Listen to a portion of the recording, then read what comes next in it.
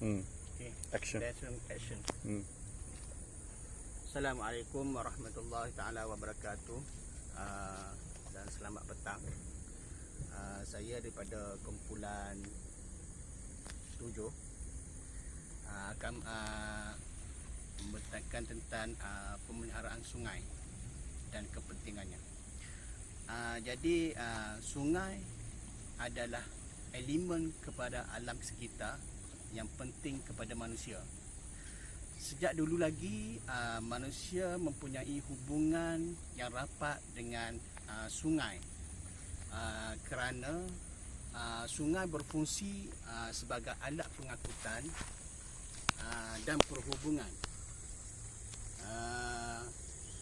sumber bekalan air untuk domestik dan pertanian. Dengan berkembangnya bandar dan kegiatan perindustrian yang serta perdagangan, kualiti air sungai daripada kelas 1 ataupun kelas 2 akan menjadi dikategorikan dalam kelas 4 ataupun kelas 5 disebabkan oleh pencemaran daripada domestik dan juga perkilangan daripada atas sana. Kepentingan sungai adalah untuk kalau dekat di Sarawak, ia menjadi satu sumber pengangkutan di antara untuk ekonomi sesuatu daerah. Yang ketiga adalah sumber akuatik ataupun ekonomi untuk makanan daripada makanan untuk masyarakat ataupun ni manusia lah. Jadi sungai adalah satu khazanah yang sangat penting, iaitu perlu dijaga daripada semua masyarakat. Oleh itu cintailah sungai kita.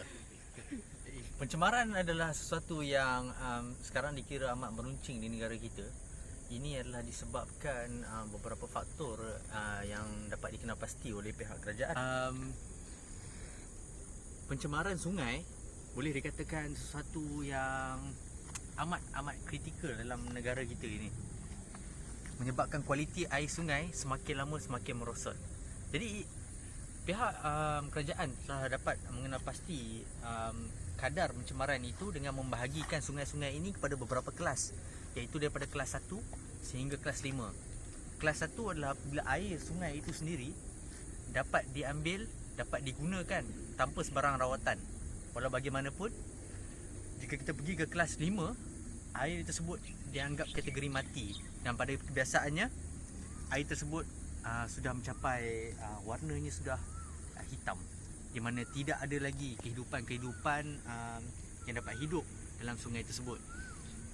Jadi isu pencemaran sungai ini boleh dikatakan berpunca, dapat dikenalpasti puncanya boleh dibahagikan secara umumnya kepada dua kategori, iaitu kategori pertama adalah kategori di mana adanya sumber yang tertumpu, dan kategori yang kedua adalah sumber yang tidak tertumpu.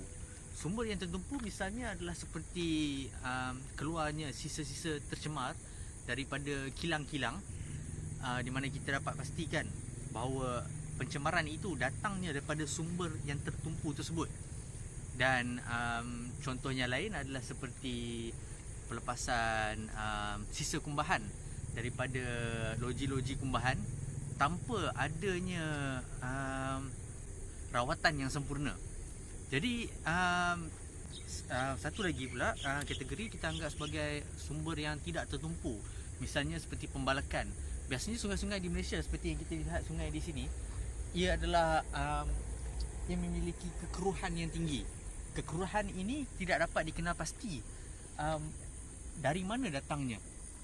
Jadi kita tahu bahawa kekeruhan ini adalah hasil daripada tingginya total suspended solid dalam sungai ini, seperti tanah-tanah. Walau bagaimanapun kita tak dapat kenal pasti dari mana datangnya tanah tersebut. Jika anda lihat di kawasan ini terdapat di sepanjang sisir sungai ada nampak hakisan-hakisan tanah. Jadi boleh dikatakan bahawa tanah yang ada yang menyebabkan kekurahan sungai ini datangnya sepanjang sungai ini, ataupun boleh datangnya daripada pembalakan-pembalakan dari dalam kawasan tanah. Jadi ini adalah sesuatu yang kita tidak dapat kenal pasti secara tertumpu daripada mana datangnya pencemaran ini. Demi memastikan sungai kita kembali pulih, kerajaan perlu mengambil inisiatif untuk memelihara sungai. Antara punca yang menyebabkan kemerosotan kualiti sungai adalah pembalakan dan hakisan tanah yang menyebabkan kedalaman sungai menjadi cetek. Antara langkah yang boleh diambil adalah dengan mendalamkan sungai. Ini akan mengelakkan berlakunya banjir ketika air pasang. Terusnya, langkah yang lain yang boleh diambil oleh kerajaan adalah dengan menstabilkan tebing, gunaan sheet pile bagi mengelakkan hakisan tanah masuk ke dalam sungai. Kerajaan juga boleh melakukan pembersihan sungai dengan membuang sisa-sisa dan sampah sarap yang ada di dalam sungai. Kesimpulan mengenai dengan penjagaan sungai dan kepentingan sungai.